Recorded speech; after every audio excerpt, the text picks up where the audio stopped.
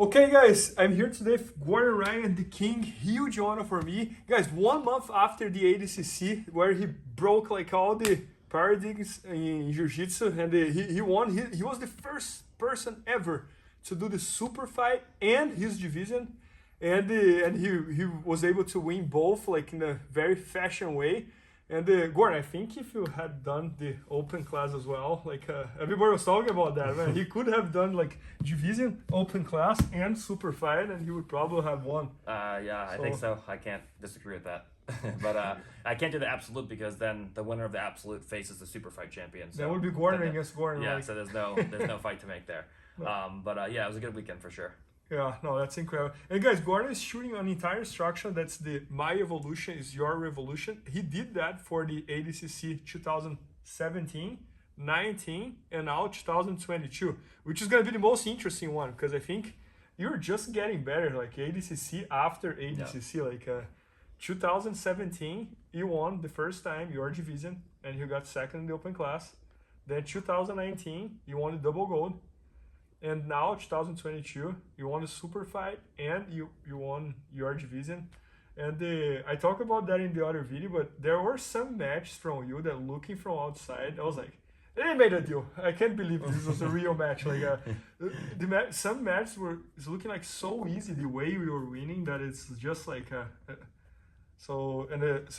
But anyways, let's talk a little bit about this instructional, like the ADCC analysis. Yeah. So what we're gonna do is we're going to start by me just doing an analysis of all the matches where I just say, okay, we're going to do all the, there wasn't really any wrestling, so we're just going to do all the stuff on the ground where I run through and I say, okay, I'm doing this because of this, I did this, I do that. And I'm just going to talk the audience through everything. Then we're going to have, obviously, the matches in just real time will be on there as well. I'm just going to talk everyone through, and then once the analysis is done, almost like I do the analysis for the rolling footage on all the other instructionals. Once we do the analysis, then I'm actually going to do a physical breakdown where I watch the match, and then we get on the mat with the uke, and I say, okay, I did this, and this is the sequence that I did to actually finish the guy, and then maybe depending on the situation, what he could have done better to defend, what I could have done better maybe to attack. And a lot of mindset on why I'm doing something at one point versus a different versus something different. So it'll be a lot of tactics and strategy as well. And okay, now we're 2 minutes out from points. Why am I acting this way? We're 5 minutes out from points. Why am I acting this way? He turned this way. Why am I doing one thing versus the other? So it won't just be a breakdown of the matches. It'll be okay, a kind of an in-depth look into my mind as to why I'm doing something versus here versus over there. No, and I was joking with Michael the other day that if I could do an MRI on someone, I would do an MRI on your brain to see the confidence, and the other one to see how you think. But I think that's very interesting because even the way you fight, sometimes you start the match very slow, and then you just like grow to the point that gets overwhelming to your opponent, and it's happening. And then sometimes you got the fastest submission in the ADCC, so... Yeah. But the rule sets, you have to change the strategy. Like, with a no time limit match, the whole thing is starting slow and building to a peak. Whereas if you have a 10-minute match, now 10 minutes is a very easy, a short amount of time where you can go 100% towards a submission. The shorter the match is, the higher the intensity has to be. And the longer the match is, the lower the intensity has to be. And you have to be able to change your attitude and your game plan based around what the rule set is and what the time constraints are. But even like ADCC, it's one rule set. Against Nick Rod and Roosevelt, you won like super quick and super easy. Against Andre Galvão, looks like it was another strategy. It was just like overwhelming to the point that everybody... There was one point that you were on his back, his arm was stuck. There was pretty much like nothing to do, and you were just like... So how is the... Yeah, what do you think? It is. They are just one rule set, but the matches are different time limits. So the match with Andre is potentially 40 minutes with the overtimes, and the match with Nicky Rod was also potentially 40 minutes. But the strategy with Nicky Rod and that division in general was energy expenditure and conservation over the weekend. Save to the super fight. Because Andre, the biggest thing Andre has going for him is his physicality, his cardio. He's very good at tiring guys out. if you look at all of his previous matches and all of the super fights, everyone finishes the matches exhausted, and Andre's still fresh. So the whole thing for me was the first day, you don't really worry too much about energy conservation because you can rest until the next day. But it's the Sunday, we have to do the semifinals, the finals, and then the match, the super fight.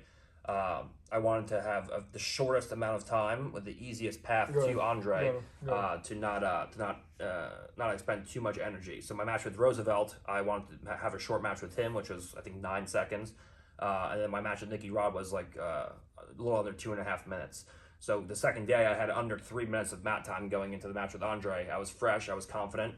And then the match with Andre is potentially 40 minutes, so it's a longer game where you have to build to a peak. You can't go as hard as you can for 40 minutes. You're going to get exhausted. So you build to a peak where, I started on bottom, or he took me down.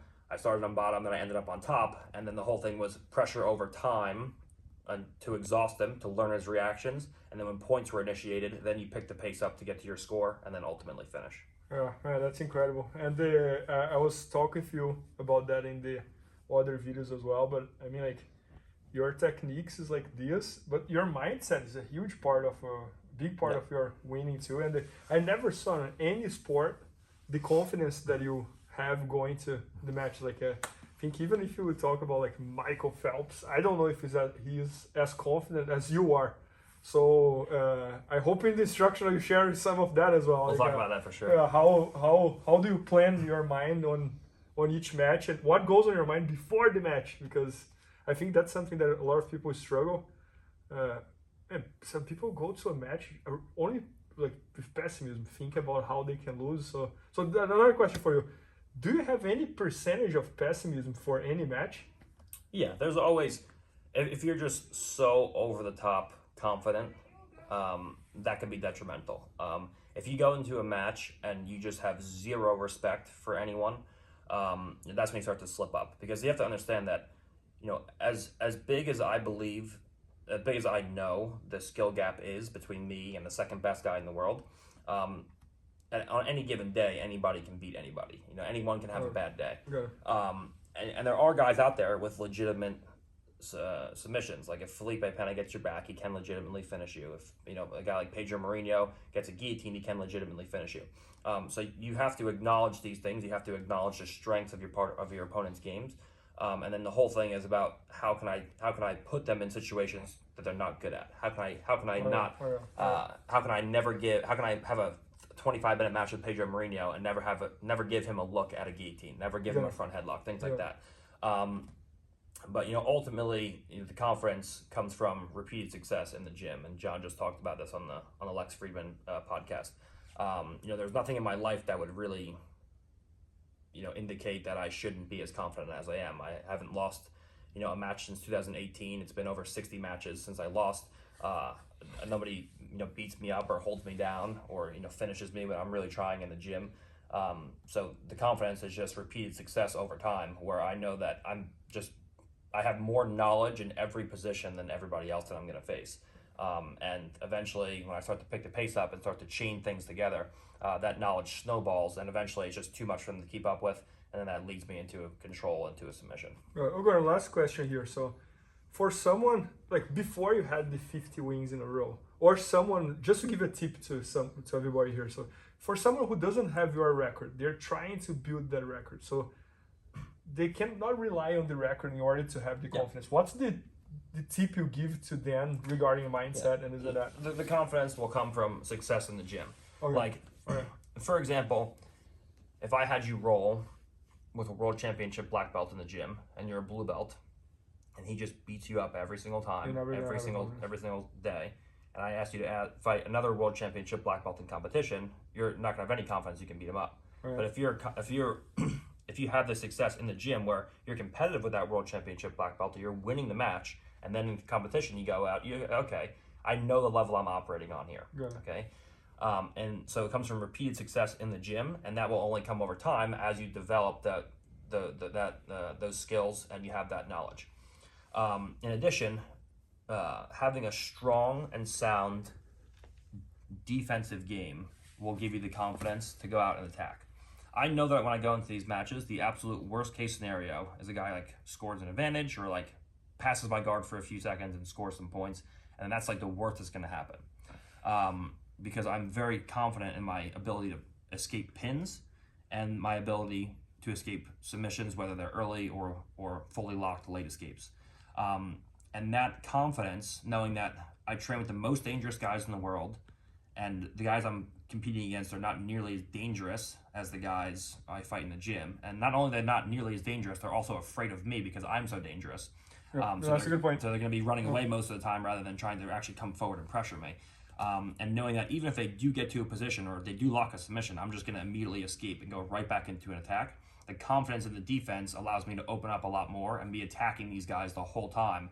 So I'm attacking them, I'm attacking their whole body, they're defending their whole body. And I never really get a chance for offense because they know the second they pressure forward, number one, they're going to get finished. And number two, even if they do pressure forward and they do get to a guard pass, they can't hold me down. They can't finish me.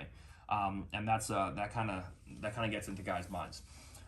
So my whole thing is, from white to about purple belt, is you work very hard on your pin escapes and your submission escapes. Right. So that at brown and black belt, then you can really start to get good at and confident in attacking submissions.